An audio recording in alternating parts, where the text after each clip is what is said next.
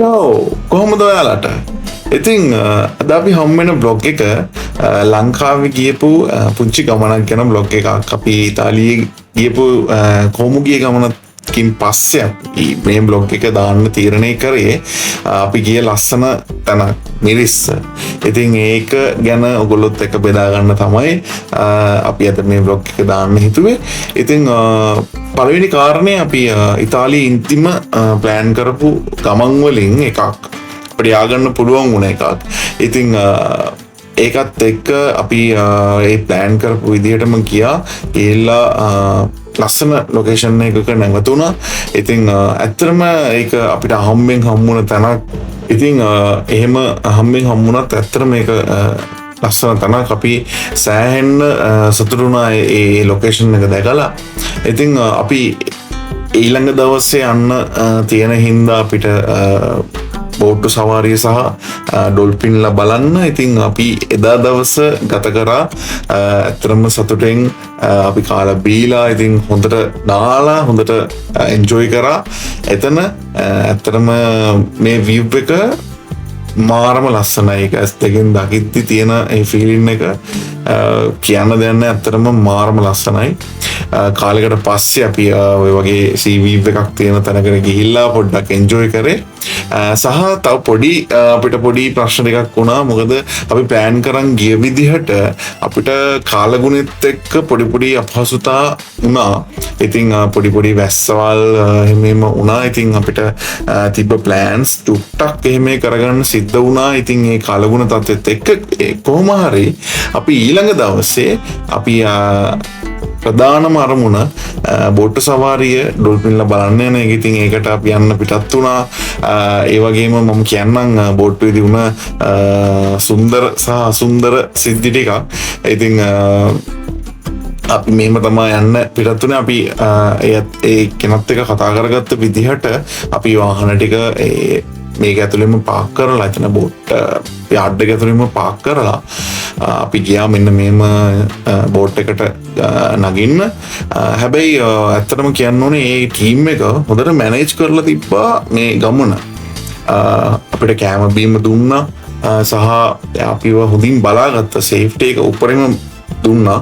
ඉතින් අපිට මේක හම්බුනේත් අහම්බෙන් පෝස්ට් එකකින්. ඉතින් අපි ඒක පැකේජ් එකක් විදිහට තමයි අපිට හම්බුනේ. එක්කෙනෙකුට 7500ක් වගේ තමයි උනේ. ඉතින් ඒ ප්‍රයිස් එකත් එක්ක ගොඩක් වටිනවා. මොකද ගොඩක් දේවල් ඒගොල්ලෝ ඕගනයිස් කරලා තිබ්බා අපිට. කියන්නේ කෑම බීම, සේෆ්ටි, එතකොට අපිට පිළිවෙලට යන්න කරන්න මේ දේවල් හැමදේම ඕගනයිස් කරලා තිබ්බා. ඉතින් පුංචි දෙයක් වුණා. ඉතින් මම අවංකවම කියනවා නම් මට ආයි පාරක් මේ ගමන යන්න හම්බුනොත් මම යන්නේ නැහැ.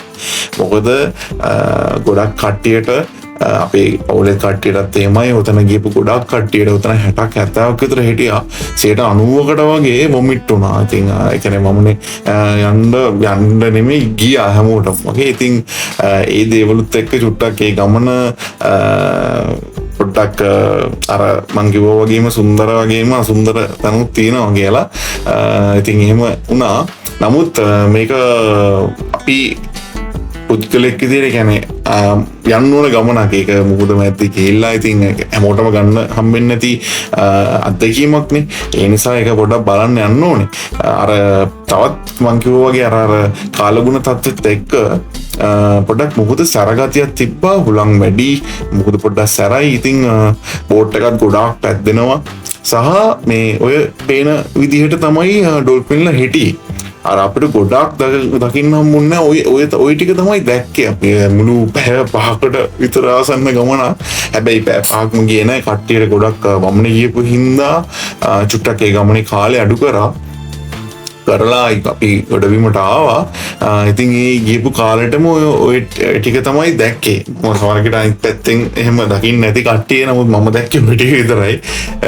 ඉතින් මට ඒක වීඩියෝ කරගන්න පුළුවන් වුණා පොඩි කැලලක්. ඉතින් ওই ටික තමයි ඇත්තටම දැක්කේ. ඉතින් අපි ඒක තමයි ප්‍රධාන අරමුණ කරගෙන ගියේ. නමුත් අපි මූද වටේ ගිය හින්දා ඉතින් කාලෙකින් ගත්ත අත්දැකීමක් හින්දා ඉතින් ඒක ගැන සතුටු වෙනවා. ඊට පස්සේ අපි ගියා මේ ගමන ඉවර කරලා අපි ගියා. ඊට පස්සේ හැමෝම දන්න මිරිස්ස ගියොත් නොයාම බැරි කොකනට් හිල්ස්. ඉතින් අපි ඊළඟට ගියේ එතනට ලස්සන වීව් එකක් තියෙනවා. අමුතු විදිහට එතන හැදිලා තියෙනවා. එච්චරමයි එතන තියෙන දේවල්. ඉතින් ඇත්තටම ලොකු දෙයක් නෑ බලන්න. වීව් එක තමයි ඇත්තටම තියෙන්නේ ලස්සනයි. හරි අමුතු ලුක් එකක් තියෙනවා. ඉතින් එහෙනම් ඒ ටිකත් බලලා අපි ගෙදර එන්න පිටත් වුණා. ඉතින් අද බ්ලොග් එකකින් සමු ගන්නවා. අපි ඊළඟ බ්ලොග් එකෙන් හමු. හැමෝටම සුබ දවසක්. චාව්.